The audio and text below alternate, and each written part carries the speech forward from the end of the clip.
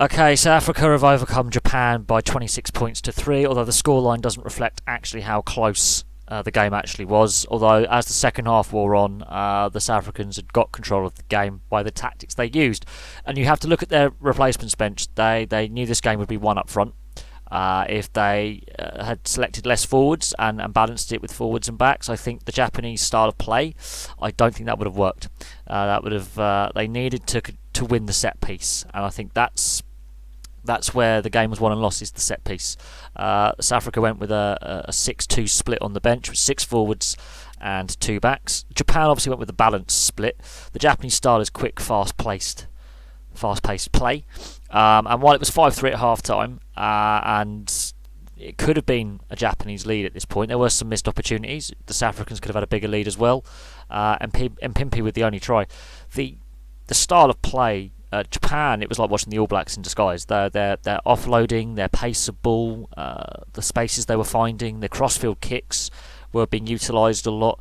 They were doing things differently. They were thinking outside the box. They were challenging the South Africans. And the South Africans, obviously, well, they won the warm-up game between the two countries 4 years ago in Brighton in the World Cup. It was a different story altogether. They didn't get over the line, and the Japanese, got it in the last minute. I think another reason why the game was so close at half time is the South Africans didn't look very fluent in attack, and they have sort of misfired at times in this tournament. They've been winning games, but doing so misfiring.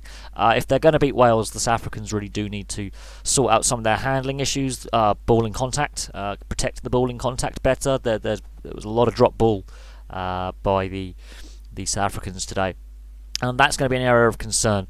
That in attack they don't look fluent. It's a bit stop-start at times. They need to try and get quicker ball out of ruck and maul as well. I think that's where they were struggling in the first half. And when they are struggling to get that quick ball, when they are passing and trying to do set plays or do miss passes and things like that, they're trying to force it and force the play and misfiring. The Japanese had a lot of the ball and a lot of the territory in the first half and really made South Africa work to be just ahead at half-time. Second half, as the game wore on, the missed opportunities by Japan, because Japan also had some handling mistakes in there because they play a high-risk style, which is entertaining, but does give the opportunity to the opposition to get an intercept or force a knock-on.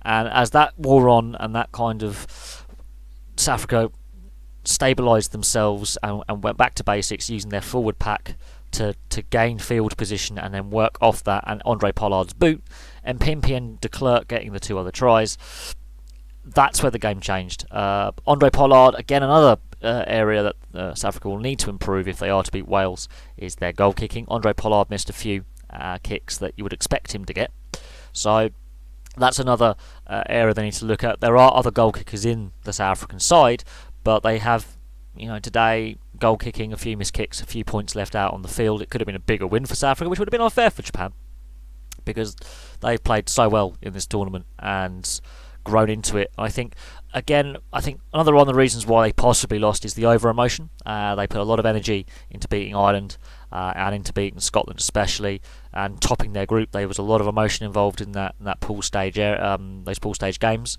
Put a lot of energy into that, and they were looking a little bit tired as well, even though they are one of the fittest teams I think ever prepared for a World Cup.